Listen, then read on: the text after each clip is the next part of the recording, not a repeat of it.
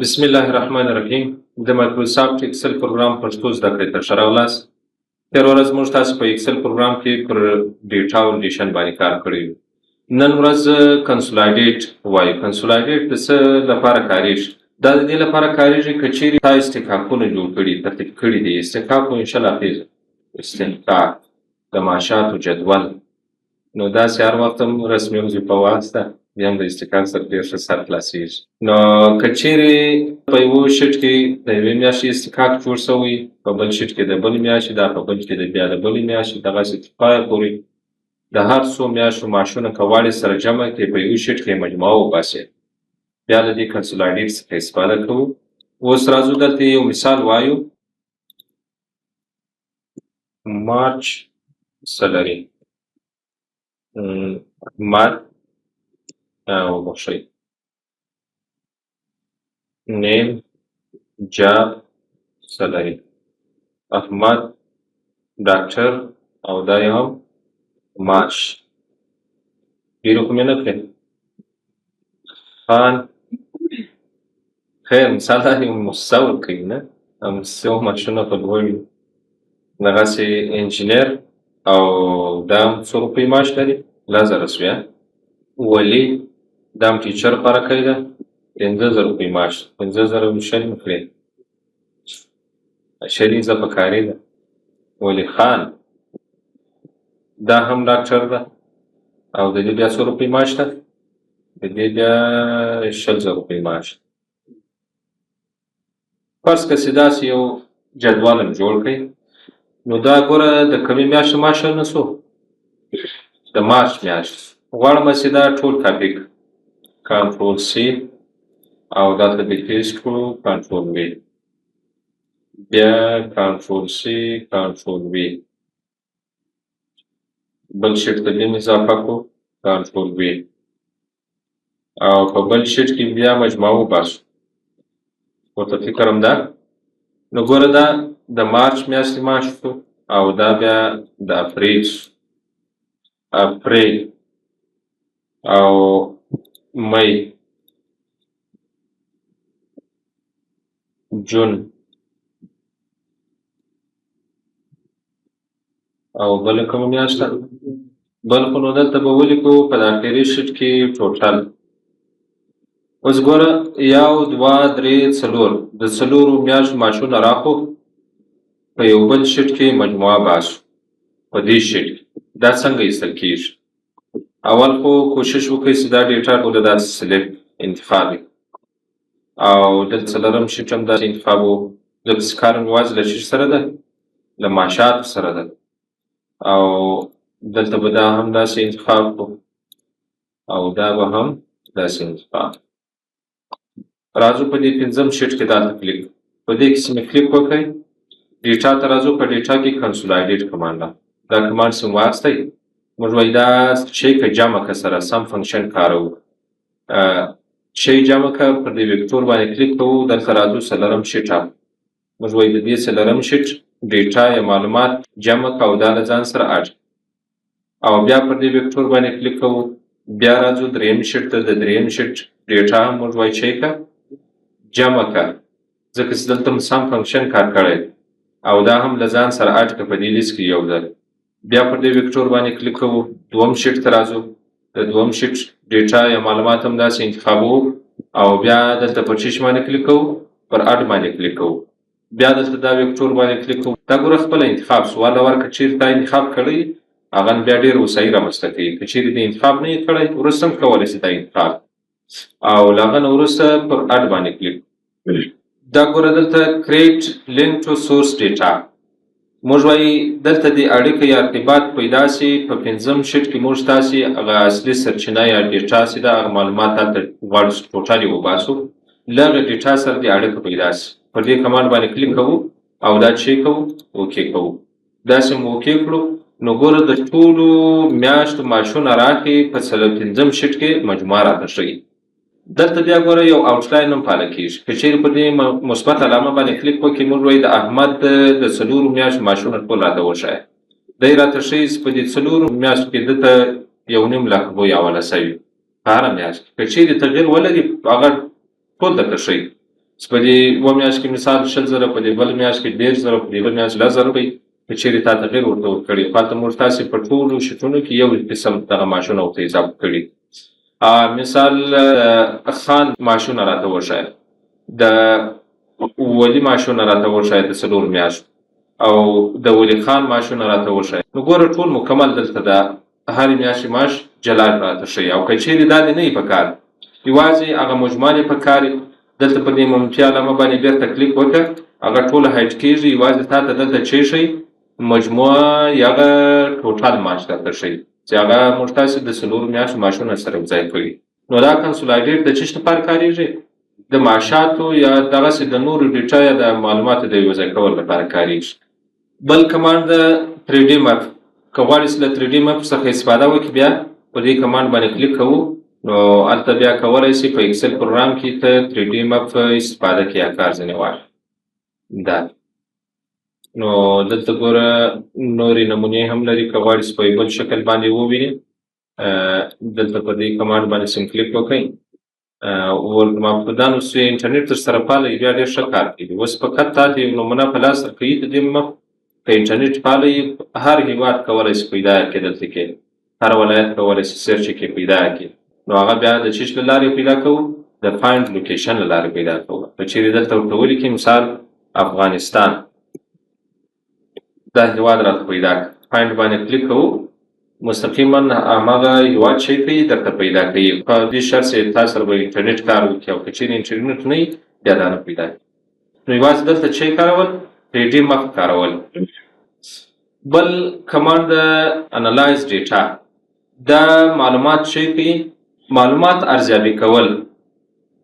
اوس مثال ډیټا نه ده دا معلومات نه دي زه غواړم چې دا ارزیابي او بیا له دې څخه یو جدول جوړ کړم د پایوټ ټیبل یا مثال دغسې یو چارټ ځینې جوړ کړم. مستقیما کولی شي له دې لارې څخه و چارټ ته واړئ یا چیش ته واړئ پایوټ ټیبل ته واړئ. نو کوم واسې پر دې کمانډ باندې کلیک وکړو خو دا هم بغیر له چیز څخه له انټرنیټ څخه نه کارېږي. دا که چېرې انټرنیټ در سره پاله پر دې کمانډ باندې کلیک وکړو تا ته دلته د پایوټ ټیبل یا د چارټ نمونې درته ښیي. دا نمونې چې درته وښولې په هغه کې په یو نمونه باندې کلیک وکړه دا ټول معلومات په چارټ شکل درته ښیي یا مثال په پایوټ ټیبل کې درته ښیي. نو دا کمانډ هم د همدې لپاره کارېږي. بل وټ اف انالایز ته راځو. په دې کې 3 کمانډ لرو یو سنریو منیجر د بل بولسیک کمانډ او بل هم ډیټا ټیبل. دا ډېر مهم کمانډونه دي. سنریو منیجر د څه لپاره کارېږي؟ دا په رسمي ادارو کې که چا کار کړی د هغه سره ورسره خلاصېږي. جګړه انشاءالله پېژنئ. جګړه یو څوک چې په یو اداره کې خریداري کوي بیا هغه ادارې والا 3 دانې جګړې پرنټوي. دا جګړې شتنلیک ورته وایي موږ تاسو په پښتو کې جګړه نوم هم ورته اخیستی شي. دا یو درو والا شرکتو څخه پوښتنه کوي د نرخ چې مثال دا د اجناس موږ خریداري کوو د دې نرخ څو ده دا راته وټاکه راته ویې لیکه. بیا نو هر دکاندار ته درو شرکتو والا ته یا درو دکاندارانو ته جلا جلا د جګړې ګروپ دی خپل نرخ ورته لیکي هر یو هغوی چې خپل نرخونه ورته ولیکل ایاتان ورسره یو د ولایت ایات یو د مستوفیت یو د هماغه ادارې ایات په ټولو باندې دغه در سره جګړې بېرته راخي سره یو ځای کوي بیا د نهایي پرېکړه کوي د هر چا نرخ هر دکاندار نرخ که ډېر ټیټ وي له هماغه څخه دی بیا خریداري. دا کار دلته په اکسل پروګرام کې په سنریو منیجر کې کولی شو. راځو دلته به یو ټیبل جوړ کړو.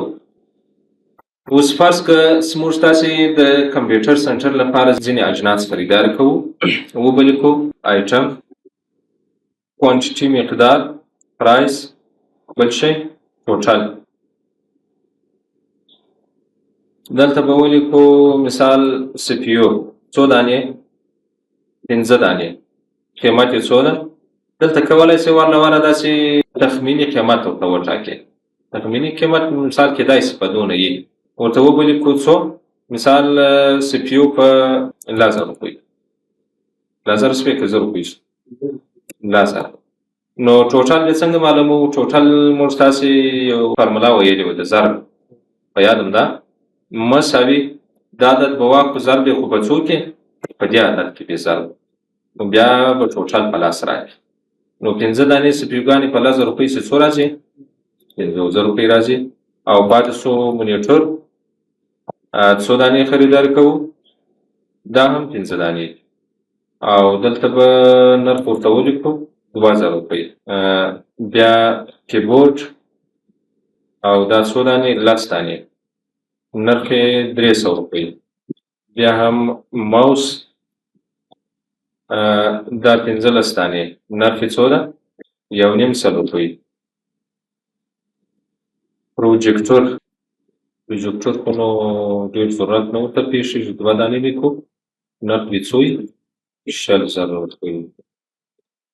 نو ټوټال چې باسو که غواړې چې دغه فارموله پر ټولو سیلونو اپلای کړې په دې نقطه باندې کلیک کوو او لاندې ډرګ کوو تر څو پورې چې د ټولو مجموعه په لاس درکړي. مثال داسې یو لیست لرو غواړو چې دا شیان خریداري په بازار کې هیاتان هم راغوښتي دي د ولایت هیات د مسؤلیت د خپل ادارې اړوند ادارې هیات را سره ټول بازار ته لېږو یو جګړه په لاس ورکوو. مثال کمپیوټر را سره ده یا ولاړو کندهار ته پسې دلته هغه دا اجناس بیخي پیدا کېږي که پیدا کېږي یا کېدای شي ګران یي قیمته یي یا کمزوري شیان یې نه کندهار ته پسې ولاړو هیاتان موادان روان دي ورور خپل مصارف یې کوي او اضافه پیسې هم په نظر کې نیولي د روشونو چایو د دې شیانو نه. کندهار کې مثال یو شرکت ته ورغلو سناریو منیجر را خلاصوي اډ باندې کلیک کوي پر اډ چې کلیک وکړو دلته سناریو نیم یو نوم ورکوي مثال احمد شرکت والا ته ورغلو له ده څخه معلومات راغلو څنګه معلومات راغلو پر اوکې باندې کلیک کوو موږ وایي د دې اجناسو قیمتونه راته معلوم 15 دانې سپیوګانې دي دانه په څو ده هلته موږ ستاسې تخمیني نرخ ورته نیولی هلته دانه په څو په 1000 روپۍ دی راته وایي زه ښه شی درکوم په څو روپۍ باندې په 15,000 روپۍ باندې او دغسې لاندې پسې شروع کېږو مونیټور د راځو مونیټوران 15 دانې دي دانه په څو ده موږ تاسو تخمیني نرخ 2000 روپۍ ورته ټاکلی دی دی وایي زه دانه په 3000 روپۍ درکوم او دغسې راځو لاندې کیبورډ ته کیبورډ 10 دانې دي دانه په څو ده په 300 روپۍ ده دی وایي زه دانه په 400 روپۍ درکوم او موس ته راځو موسونه 15 دانې دي دانه په څو ده 1.5 روپۍ. مثال دا جاپاني شیان دي دا ټول څه قیمت لري هغه نرخونه هم ټول ورته وټاکل.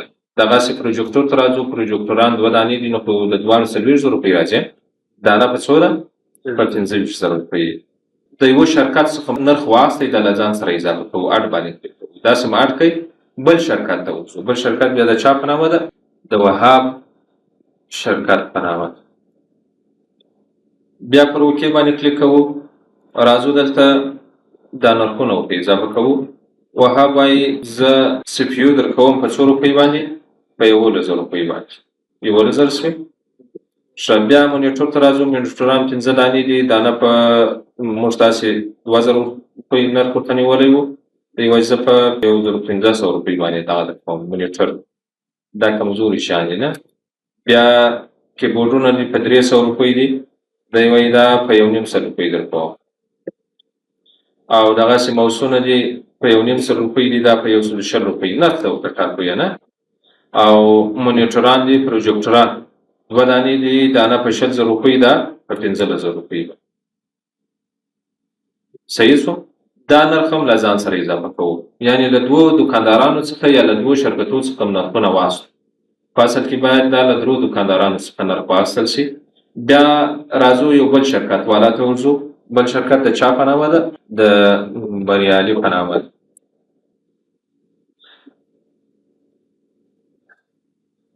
دا نرخ هم اخلو پر اوکې باندې کلیک کوو بیا راځو نرخونه ورته اضافه کوو فرض که چې دا په 2 روپۍ او دا بیا مونیټور په 2 روپۍ راکوي نه او کیبورډ چې ده کیبورډ په 140 روپۍ موس په څو ده موس په 200 روپۍ او پروجیکټور بیا په 1000 روپۍ. دا هم اډ کوو داسې م اډ کوي له هغه نه وروسته دا کینسلوو داسې م کینسل کوي دلته یو بل ډایلاګ باکس راخلاصوي په دې کې ګوره موږ ستا چې کوم نرخونه چې ما اخیستي دي کوم دوکاندارانو څخه د هغه نومونه لیکلي که چیرې غواړې چې دا نرخونه ټول دلته په دې لیست کې شو کړي یا ښکاره کړي اوس مثال احمد شرکت والا نرخونه راته وښیي دغه نرخونه څو دي بیا دلته پر چیش باندې کلیک کوو پر شو باندې کلیک کوو پر شو سم کلیک وکړئ دی راته ښیي احمد شرکت والا سپیو په څو روپۍ راکوي 15,000 روپۍ او مونیټر په 3,000 روپۍ دغسې کیبورډ په 400 روپۍ دا جګ نرخونه دي نه دغسې موږ وایي د وهاب شرکت والا نرخونه راته وښیي، شو باندې کلیک کوو په لیست کې هغه راته ښیي. او که غواړئ د بل شرکت والا نرخونه معلوم کړي بیا پر شو باندې کلیک کوو هماغه راته ښیي. هر یو کولی شي جلا جلا دلته شو کې یې ښکاره کړي. که غواړئ چې یو بل شرکت والا ورته اضافه کړي پر اډ باندې کلیک کوو، که غواړئ چې ډیلیټ کړئ ډیلیټوئ، که غواړئ چې ایډیټ کړئ ایډیټ کوئ. او میرج یو ځای کول، کوم چیرې په یو بل شیټ کې د بل چا نرخونه راخیستي هم کولی شي د هغه سره یو ځای کړي. دا نو که چیرې دلته راسو کنټرول سی کنټرول وی دلته په دا پیس صحیح ده. زه راځم دلته پر سنریو منیجر باندې کلیک کوم، پر دې سیمه کلیک وکړئ. دلته مثال یو بل شرکت څخه نرخونه راخیستي هغه د چا په نامه ده؟ د جان په نامه باندې. دا اوکې کوو او راځو دلته نرخونه ورته اضافه کوو. مونیټران 4000 لیکو، دا موس په 300 وکړو، دا بل موس اوس راځي دا به 400 وکړو، 4000 مې او دا به هم څو وکړو پروجیکټور به نو 5000 صحیح که 5000 خیر. دا اوکې کوو، داسې مو اوکې کوي. اوس ګوره مرج کمانډ د څه لپاره کارېږي؟ دا کوم چیرې په یو شیټ کې د یو شرکت څخه نرخونه اخیستي په بل شیټ کې د بل شرکت څخه نرخونه اخیستي. که غواړئ دا سره یوځای کړي نرخونه بیا پر مرج کمانډ باندې کلیک کوو، راځو په څوم شیټ کې؟ په اول شیټ کې موږ تاسې څه لرو؟ ډیټا لرو. که په دوم شیټ کې وو څوم شیټ کې والا باندې خیر دا به کینسل کوو. اوس داسې م کینسل کړئ. زه اول شیټ ته راځم، په اول شیټ څه مې کلیک وکړئ. په اول شیټ کې ګورم موږ تاسې له درو شرکتو څخه نرخونه اخیستي. مرج باندې کلیک کوم، زه هم په څوم شیټ کې؟ په 4م ډیټ کې. دا ونه راته راخلاصوي، دا باید راته راخلاص کړي. مرج بوک 1 بوک 2 کې د ګوره دلته there is one scenario on source sheet، یعنی دلته ګوره په 4م شیټ کې موږ تاسې د یو شرکت والا نرخ لرو یا دکاندار څخه نرخ اخیستی ده. په دې باندې کلیک وکړو. ګوره دلته 2 ورک بوک هم راخلاص کړي دي. موږ تاسې په اول ورک بوک کې پلټنه پسې کوله، په اول کې خو نه وو. نو دا نرخونه په 2م ورک بوک کې په 4م شیټ کې دا نرخونه راخیستي دي. 4م شیټ باندې کلیک کوو، دا چی کوو، بیا اوکې کوو. دا ګوره د 4م شیټ ډیټا هم دلته دې لیست ته راوړو. دلته بیا کولی شي دا ټول په یو سمري یو خلاصه جدول ځینې جوړ کړي او بیا کولی شي هغه خپل رئیس ته یا هغه دغه په ایمیل کې واستوي رهبر. مثال پر سمري باندې کلیک کوو، پر دې سم کلیک وکړئ. له هغه نه وروسته ته کولی شي ریزلټ سیل ورته انتخاب دلته کلیک وکړه او دا چیک وکړئ. که داسې دې وکې کوي نو ګوره دلته یو مکمل لیست تاته جوړېږي. دا کرنټ ویلیو ده. کرنټ ویلیو موږ تاسې خپله نرخ ورته ورکړی. کېدای شي زموږ تاسې له اټکلي نرخ څخه دا نرخونه ټول یا اضافه یا کم. اوس دلته موږ تاسې مثال احمد شرکت والا د اول دا نرخونه ټول مکمل ګورو، بیا د وهاب شرکت والا ده، بیا د بریالي شرکت ده او بیا د جان شرکت ده. بیا وروسته نهایي پرېکړه کوو د هر شرکت نرخونه که ډېر ټیټ وي له هغه کولی شي ته خریداري وکړي او اجناس رانیسي. نو دا یو سمري یو خلاصه جدول دې جوړ کړئ، ترتیب دې کړئ. دلته کولی شي نور ډیټا یا معلومات ورته اضافه کړئ، نوټ ورته اضافه کړئ او بیا په خپل ایمیل کې یا هغه رئیس ته واستوئ. مقصد دا سنریو منیجر د څه لپاره کارېږي؟ دا په اصل کې لکه دلته زموږ تاسې په یو اداره کې نرخګزاري کوو یا بازار کې اجناس رانیسو، 3 جګړې پرنټېږي. دا 3 پوښتنلیکونه یا جګړې چې دي بیا نو دکاندارانو ته وروړو، هغه خپل نرخونه ورکوي. دا نرخونه بیا ګورو چې هر دکاندار یا هر شرکت والا نرخ ټیټ وي له هغه څخه بیا نرخګزاري کوو یا شان ځینې رانیسو. نو دا سنریو منیجر د همدې لپاره کارېږي، د اجناسو د خریداري لپاره کارېږي. بل ګلسک کمانډ ده. ګلسک کمانډ چې ده دا د یو نامعلوم عدد د پیدا کولو لپاره کارېږي. څنګه نامعلوم عدد؟ مثال زه راځم دلته سټوډنټ په نامه باندې یو لیست لرو، دا لیست راخلاصوم. دا لیست یې مې راخلاص کړئ. په دې کې اوس مثال احمد ده په 2 پروګرامونو کې امتحان ورکړی ده، یوازې په انټرنیټ پروګرام کې د امتحان پاته شوی. صحیح ده. او دلته بیا ایوریج وباسو، ایوریج په شروع او دا به ټول داسې چی کو انتخاب خوصمند. اوس ګوره د احمد فیصدي څه ده؟ 80 ده. احمد وایي که چیرې زه خپله فیصدي 85% پوره کوم نو په انټرنیټ کې باید څو نمرې ترلاسه د نامعلوم عدد د پیدا کولو لپاره کاریږي. که چیرې زه مثال خپله فیصدي پوره کومه 85% یا له 85 څخه لوړه، نو په انټرنیټ پروګرام کې زه باید څو نمرې ترلاسه کړم. په هغه اندازه باید بیا کوشش وکړم، نه یو چپټر کتاب شی وګورم. نو د دې لپاره راځو دلته پر دې ویډیو باندې کلیک کوو، په دې سم کلیک وکړئ او بیا راځو وټ اف انالایز ته په دې کې ګولسیک کمانډ راغلی. دا کمانډ سم واسطه ګوره سیټ ویډیو، دا ویډیو کوم انتخاب کړی ده. که زه فیصدي 85 کوم یا له 85 څخه لوړه، نو دلته بای چینجینګ سیل په دې انټرنیټ پروګرام کې په دې سیل کې باید څو نمرې زه ترلاسه کړم. ګوره دلته سیل سیده هغه وار له واره موږ تاسې کومې فیصدۍ لرو هغه انتخابوو. زما فیصدي 78 ده او ټو ویلیو چې زه 85% پوره کوم یا مثال 100% پوره کوم، هلته ټارګټ باید ته ورته ولیکې. صحیح ده؟ او بای چینجینګ سیل نو په انټرنیټ پروګرام کې باید زه څو نمرې ترلاسه کړم. هغه انټرنیټ پروګرام خانه ورته انتخابوو. له هغه نه وروسته اوکې باندې کلیک وکړو. پر اوکې سم کلیک وکړئ نو ګوره دلته چې ته 85% پوره کوې، نو په انټرنیټ پروګرام کې ته حتما 101 نمره باید ترلاسه 85 نو ډېر راځي هلته، ځکه چې په دې نورو پروګرامونو کې ډېر نمبر اخیستی ده. صحیح ده؟ که چیرې زه دا دغه کړمه 80 نمره کړم، هلته اوس ګوره فیصدي څو شوله؟ 84 شوه. راځم دلته اوس معلوموم که چیرې زه فیصدي 50 پوره کوم، دلته په انټرنیټ پروګرام کې باید څو نمره ترلاسه کړم. پر دې فیصدي باندې کلیک کوو او له هغه نه وروسته ګولسیک کمانډ راخو. داسې واستئ نو دا خانه خپله انتخاب شوې ده. ټو ویلیو موږ تاسې فیصدي باید څو پوره کړو؟ 85. بای چینجینګ سیل او په دې انټرنیټ خانه کې یا په دې انټرنیټ پروګرام کې څو نمرې باید ترلاسه کړم. اوکې باندې کلیک کوو. له هغه نه وروسته نو ګوره په انټرنیټ پروګرام کې ته باید پوره 80 نمرې ترلاسه کړې. چې هلته ستا فیصدي څو ته ورسېږي؟ 85 ته ورسېږي. نو دا ګولسیک کمانډ چې ده د یو نامعلوم عدد د پیدا کولو لپاره کاریږي. بل کمانډ ده ډیټا ټیبل. ډیټا ټیبل هم ډېر مهم کمانډ ده. دا بیا که چیرې یو کمپنۍ ولري، یو شرکت ولري او له تا سره کارمندان په دې کمپنۍ کې کار کوي، په دې شرکت کې کار کوي، که غواړې چې د هر نفر د هر کارمند تنخواه معلومه کړي، چې مثال په یوه میاشت کې 20 ورځې کار کړی، په بله میاشت کې 30 ورځې کار کړی، په بله کې 40 ورځې، هر څومره 40 ورځې راځي په میاشت. دی وایي و داسې هغه دستي بالا سر شوروي ډېر ژویما و دغه ډیټابیس ته بالا کولی شي جوړې.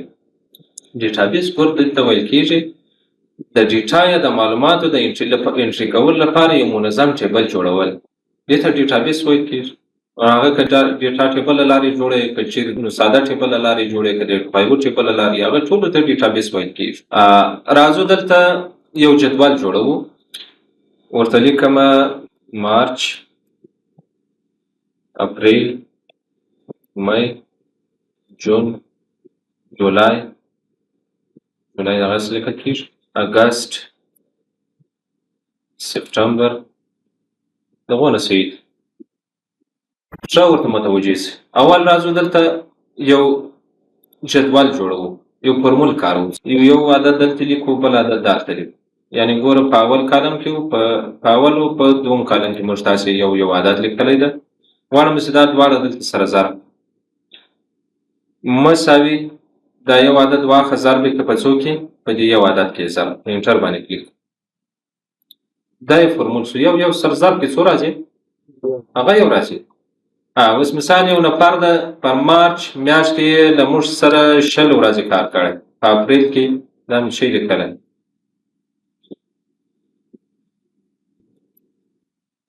او دلته به ولیکو مثال په اپریل میاشت کې 20 ورځې کار کړی ده، په مئی کې 30 ورځې ده، په دې کې 15 ورځې د غیر حاضرۍ یې کړې ده، په دې بله میاشت کې 22 ورځې، 30 ورځې. دغسې ګوره دلته خو ما فورمول جوړ کړی ده. صحیح ده؟ د دې فورمول سره دا نورې ورځې هم ټولې داسې انتخابوم. تر دې ځای تر هر ځای پر ستا لیست جوړ کړی یا مثال جوړوی، تر هغه ساحې پورې ته کولی شې هغه ساحه ټوله انتخاب کړې. داسې مې انتخاب کړه. راځو دلته پر چیش باندې کلیک کوو، پر ډیټا ټیبل باندې کلیک کوو، په دې سم کلیک وکړئ. را انپوټ سیل کوم سیل موږ تاسې ضرب کړی دی؟ دا سیل هم ضرب کړی ده په دې بل سیل کې، په دې سیل کې. صحیح ده؟ موږ وایي دا فورمول واخه په دې ټول مکمل انتخاب شوي ساحه باندې اپلای. اوس مثال یو نفر راغی د چا په نامه باندې دلته به ورته ولیکو نیم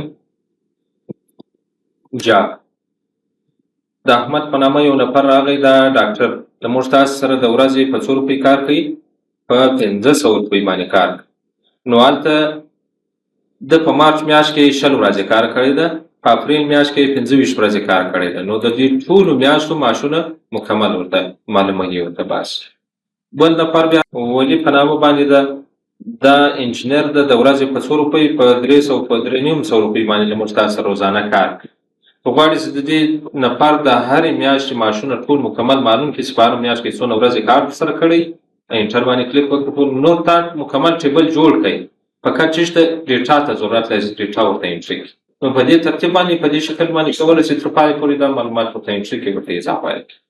نو دا د څه شي وظیفه ده؟ د ډیټا ټیبل وظیفه ده. نور دغسې د مختلفو اهدافو لپاره کارېږي. فقط ما یو مثال درته وویل. بل فورکاست شیټ دا د څو عددو معلومول یا د څو عدد په د ګراف په شکل ښودل. دې ته ورته موږ تاسې مخکې یو کمانډ ویلی و په کومه مینو کې و؟ انزرټ کې به وو انشاءالله. دا لکه دلته چې سپارک لاینس و هغه کولی شي دلته خو دا ټول مکمل په یو جلا چارټ کې درته ښیي. دلته به موږ تاسې څو عدد په یو سل کې ښوو د ګراف په شکل باندې.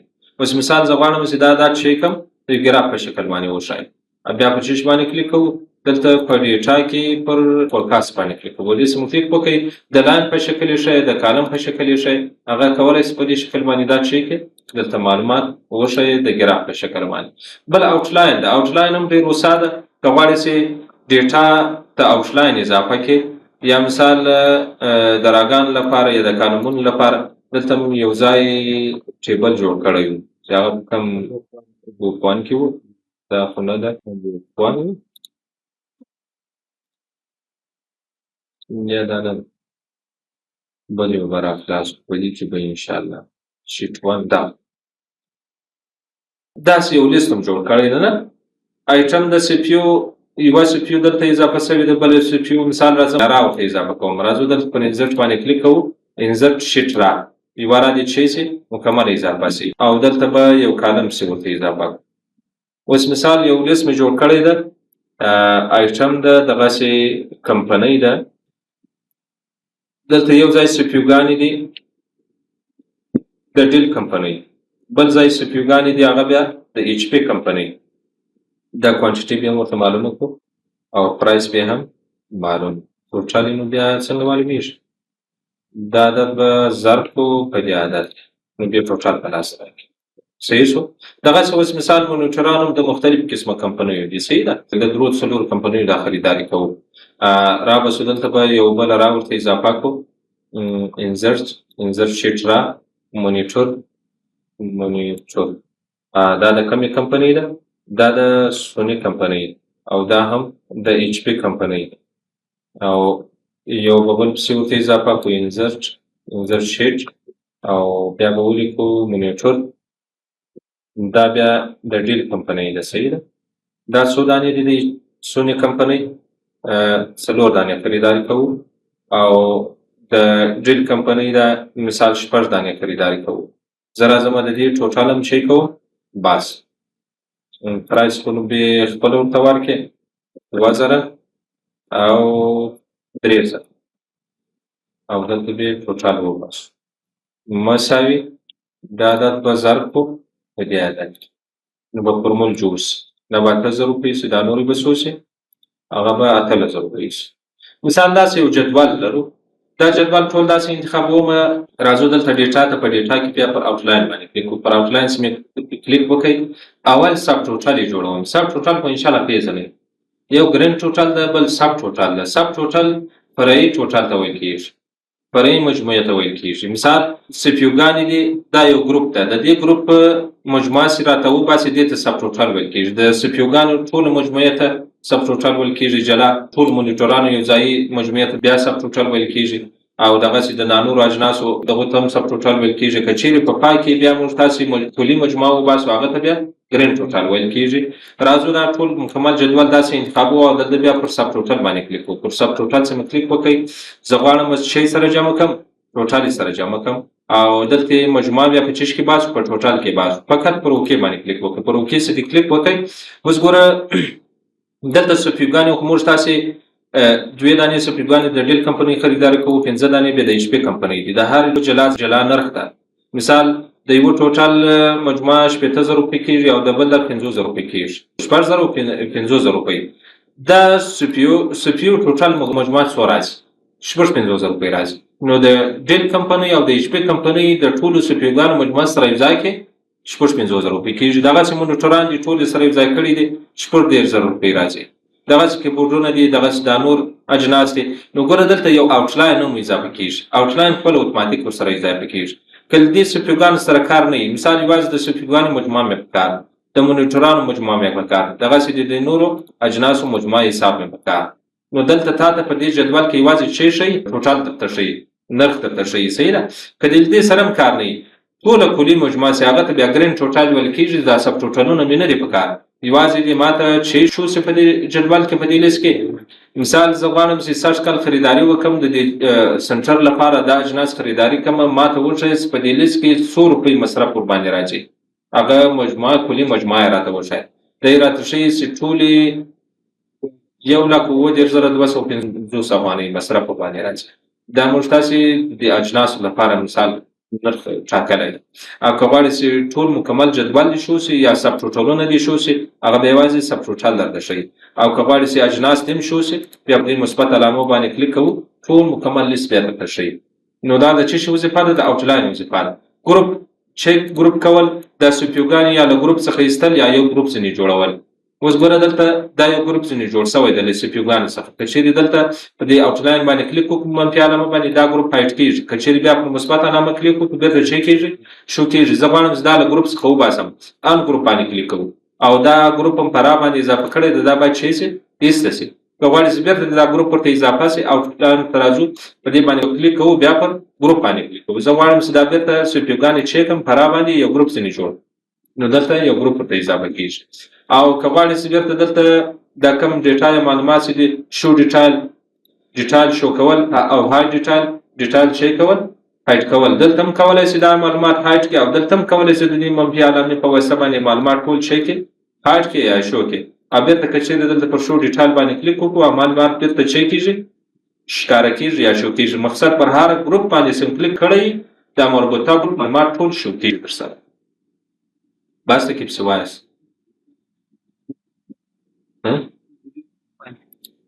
یا ریویو بیا سبا خیر کار باندې وکړو نن دا ډیر مهم درسونه ولو ډیر مهم کمانډونه وو هغه به سر تکرار کړئ دغه یې مه پرېږدئ